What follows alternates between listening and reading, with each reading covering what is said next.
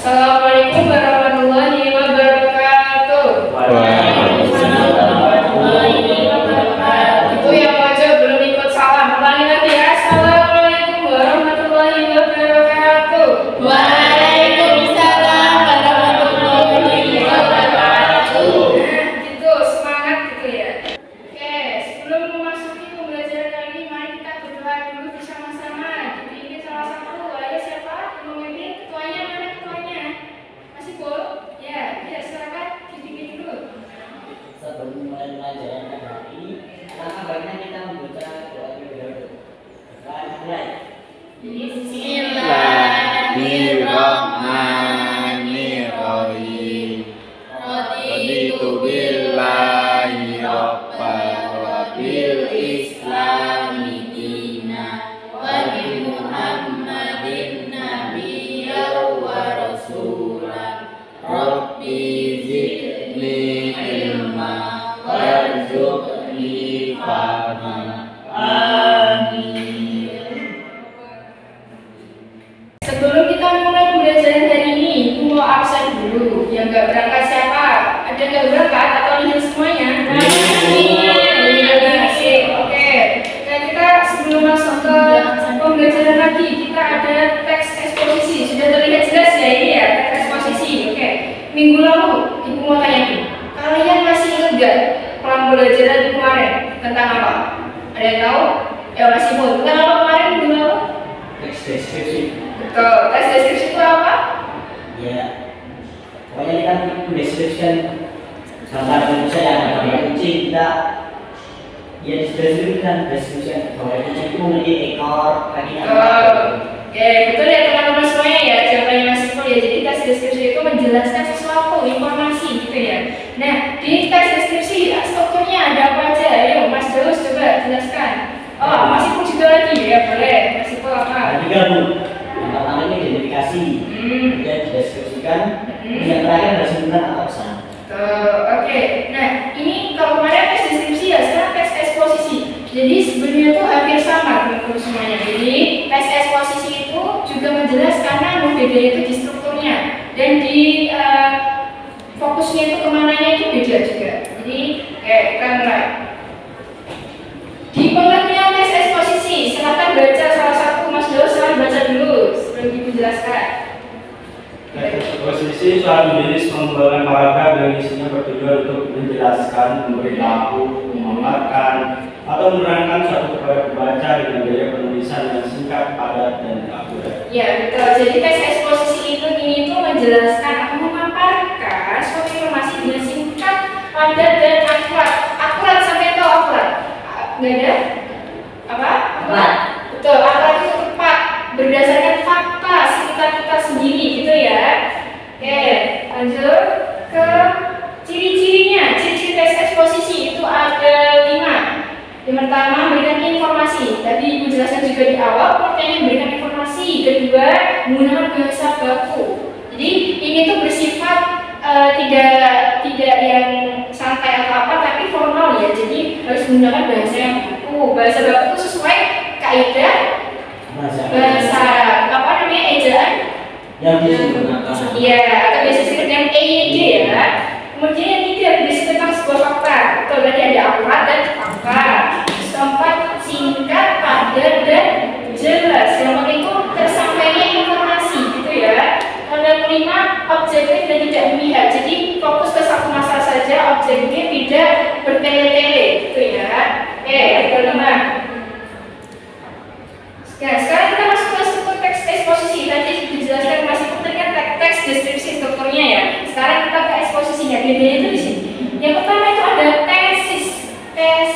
Tesis itu atau bisa disebut sebagai dengan pendahuluan di awal teks ini. Dan itu berupa apa? Berupa pernyataan pendapat atau permasalahan yang ingin disajikan. Jadi gambaran dulu kita memfokus ke permasalahan apa gitu ya. Misalkan permasalahan yang di sekitar sini di sekolah kita pemilihan ketua umum. Nah, permasalahannya apa dulu? Kita tahu dulu mungkin kandidatnya apa dan sebagainya. Terus lalu ke argumentasi atau alasan atau fakta yang memperkuat dari tesis itu tadi. Jadi tesis itu hanya sekedar gambaran yang argumentasi itu lebih ke menambahkan memperkuat dari si tesis. Ya, jadi apa tadi berisi alasan atau fakta yang dapat dipakai untuk memperkuat atau menolak suatu pendapat, pendirian atau gagasan untuk memperkuat tesis. Oke, jadi semua struktur itu saling berkaitan. Kemudian yang ketiga, penegasan ulang. Penegasan ulang ini apa? Penegasan itu berupa ungkapan kembali, jadi ditegaskan ulang lagi dengan disertai saran dari penulis ini. Awal tadi kan berupa saran. Ya, sarannya apa, rekomendasinya apa gitu. Oke, sampai sini ada yang mau ditanyakan dulu sebelum lanjut ya, silakan masih Jadi lanjut. penegasan ulang itu berisi opini kita begitu. Ya, pendapat kita juga di situ dan juga disertai dengan saran ya. Jadi rekomendasi gitu terkait masalah yang sebelumnya tadi. Sudah, ada yang mau lanjutkan, ada yang mau ditanyakan lagi? Mau lanjut? Oke, kita lanjutkan. Sekarang ke contohnya saja ya langsung ya. Oke, contohnya di sini saya ibu menampilkan tentang teks eksposisi kenakalan remaja. Kenakalan remaja. Nah ini kalian semua ini remaja. Ya, silakan dibaca satu-satu. Mbak Aja, monggo dibaca dulu. Saat ini, kenakalan remaja menjadi salah satu permasalahan nasional di negeri kita. Kenakalan remaja itu sendiri didefinisikan sebagai perilaku menyimpang dan termasuk permasalahan yang melibatkan hukum dan dilakukan oleh remaja. Para ahli pendidikan berpendapat bahwa kenakalan remaja dilakukan oleh orang yang merasa sudah dewasa, tapi pada kenyataannya masih anak-anak yang berusia 13 sampai 18 tahun. Oke, jadi dibaca bahasa itu tadi tesis ya. Ya, bisa dilihat juga ini awalnya sebelum kita masuk kenakalan remaja itu isinya apa. Kita jelaskan dulu kenakalan remaja itu permasalahannya secara umumnya itu apa gitu. Dan juga dilakukan remaja itu sekitar umur berapa ya? Sudah dijelaskan sekitar umur 13 sampai 18 tahun. Jadi begitu ya. Jadi belum masuk ke ininya permasalahan kenakalan itu apa? Bagus kita sebentar. Ya, kenalan gambaran umum betul sekali. Ya, lanjut. Untuk yang argumentasi Mbak Rara, silakan. Ya, coba dibaca. Argumentasi banyak faktor pendukung yang membuat remaja bertindak buruk, seperti keluarga yang bermasalah atau akibat bergaul dengan teman sebaya yang bermasalah juga. Kenakalan remaja tersebut berupa tawuran, merokok, memakai narkoba, dan seks bebas. Usia remaja merupakan usia bagi seorang untuk mencari jati diri dan masih belum stabil sehingga belum mampu membedakan mana yang baik dan mana yang buruk.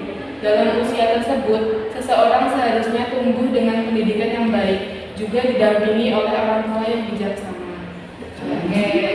Nah, di argumentasi ini sudah mulai ke pembahasannya. Ada faktor-faktornya yang mengakibatkan mereka bertindak buruk gitu ya. Adanya kenakalan remaja itu. Salah satunya ada keluarga yang bermasalah, bergaul dengan teman sebayanya yang bermasalah juga. Jadi teman-teman semua di sini kalau berteman itu yang hati-hati juga. Kalau misal ada temannya yang nakal, ya diberitahu, dinasehati.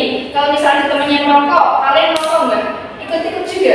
Nggak, kayak jangan ya. Jadi harus tahu, pilih-pilih teman. Jadi untuk dalam berteman itu jangan sembarangan. Apalagi kalau misalnya ada contohnya apa nih, tawuran, rokok, memakai narkoba, wah ini bahaya.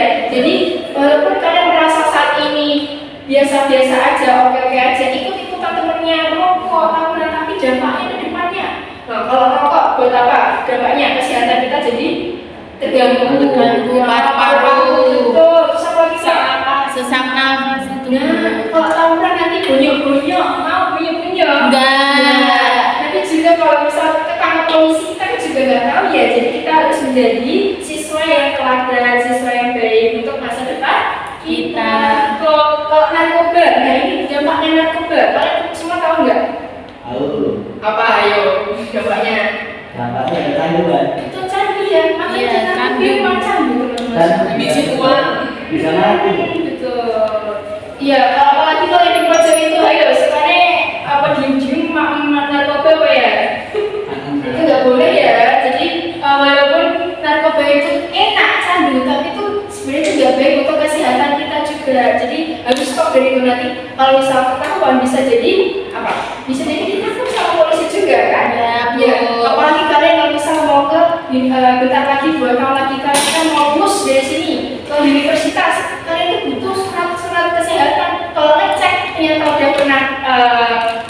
mengkonsumsi narkoba. Nah, kan kalian jadi kesusahan juga kan untuk kuliah ke depannya, apalagi kerja.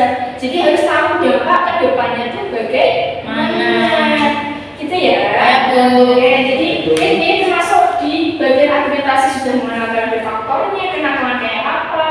Ya memang kalian tuh masih masa-masanya mempelajari diri, teman-teman. Jadi ya harus pandai-pandai lah untuk mengupgrade gitu atau mengembangkan diri sendiri itu melalui lingkungan yang baik dan juga lingkungan keluarga juga gitu. Kalau misal ada dari keluarga yang kurang baik, nah itu bisa dari lingkungan temannya.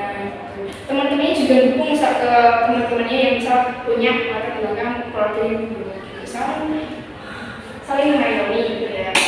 Oke, jadi ini argumentasi sampai situ, terus kemudian kita masuk ke struktur selanjutnya apa? Ya tadi sudah ada tesis, argumentasi, penegasan ulang. Oke, itu yang main HP Mas Deus ya, coba dibaca dulu penegasan ulang.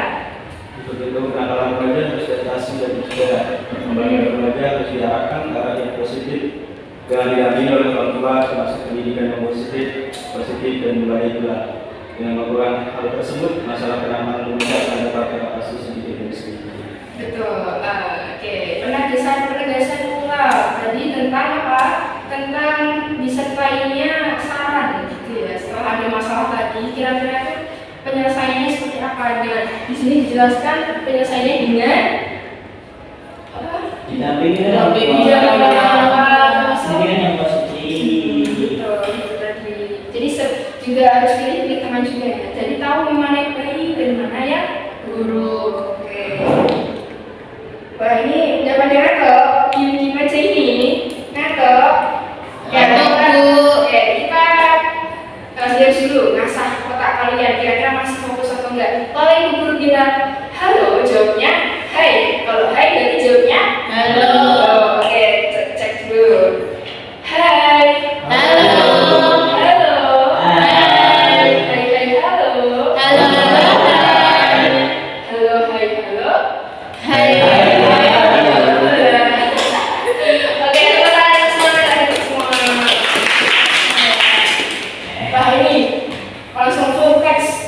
Teks di sini ya.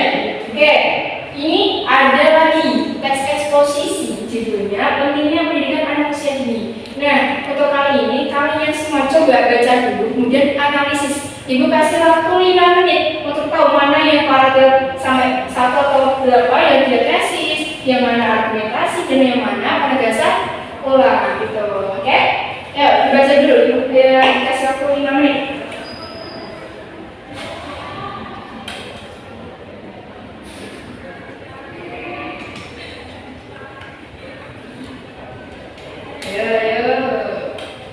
Yang HP-nya, diisikan dulu HP-nya. Ayo Mas Wahyu. Pada sarapan belum ini? Belum, Bu. Pak saya bisa pelan-pelan aja, 5 menit lumayan lama ya.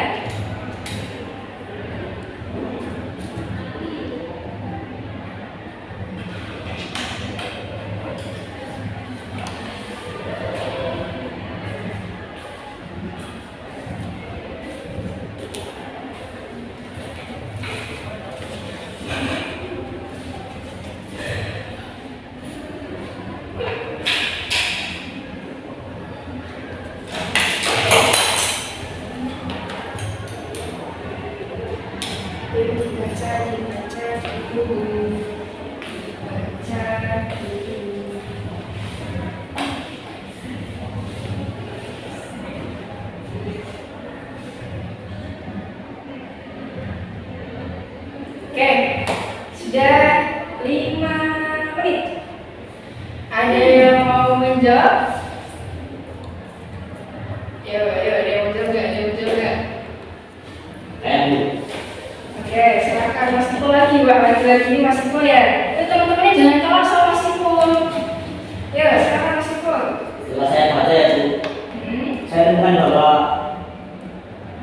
di bagian yang pertama ini Paragraf 1. tesnya ya, Sampai paragraf 1 sampai paragraf 2 itu bisa dikatakan tesis, karena itu mulai mengenalkan permasalahan. Kemudian di paragraf 3 dan 4 itu tanpa argumentasi ya, karena kan itu sudah tanpa ada kayak penguatan pendapat begitu. Kemudian yang terakhir di paragraf terakhir bisa dikatakan bisa pulang karena sudah terdapat penyelesaian atau solusi dari permasalahan itu. Itu ya teman-teman. Jadi tadi paragraf 1 sampai 2 tesis, terus paragraf 3 4 itu Argumentasi. paragraf 5 Penyelesaian masalah. Oke, itu. Hai. Halo. Halo. Hai. Halo. Halo. Oke, sekarang kita masuk ke lama-lama nulis teks eksposisi. Jadi nanti teman-teman semua bakal praktek ya nulis teks eksposisi. Biar apa? Biar tahu.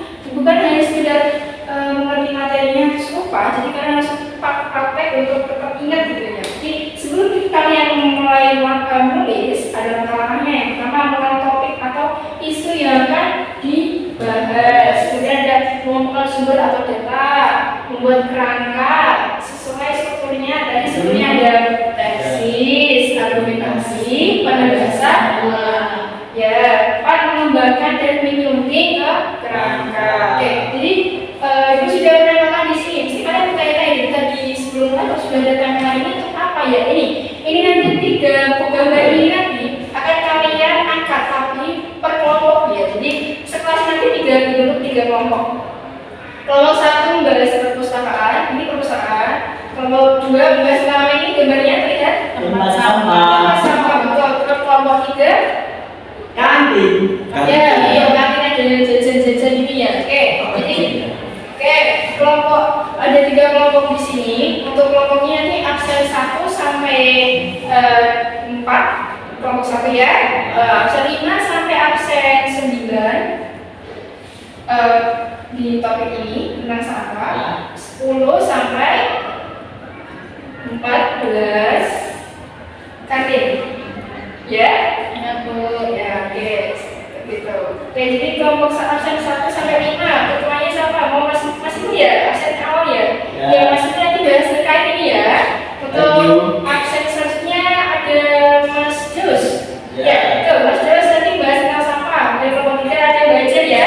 Kelompok 6 kantin. Nah, kita udah tahu nih, ada tema-tema ini. Nah, isu-isunya yang kira-kira dibahas itu apa? Jadi isu-isu yang bisa kalian bahas kalau yang di perpustakaan kira-kira apa? Ada yang bisa? Kalau dari kelompok 1 ada gambaran sudah terlihat mau ambil apa? Kalau di perpustakaan kira-kira permasalahan apa yang bisa diambil? Apakah buku-buku yang ada di perpustakaan sudah diupdate dengan ya pokoknya ada zaman sekarang? Apakah sudah terbaui? Masih lama gitu ya. Itu juga bisa diambil itu ya nanti nomor 1. Nanti juga untuk sumber atau mengumpulkan sumber datanya bisa melalui siapa? Penjaga perpustakaannya atau dari siswanya juga, siswa yang di situ gitu ya. Oke, untuk kelompok 2 Mas Deus atau yang lainnya ada ini gambaran untuk kira-kira mau ambil apa terkait sampah ini di sekolahan ya. Kalau menurut saya siswa itu masih kurang kesadaran dalam membuang sampah. Oke, permasalahan tentang membuang sampah sembarangan ya. Oke, bisa itu. Nah, untuk sumber atau datanya bisa dicari dari melalui apa? Yang pertama dari siswanya sendiri.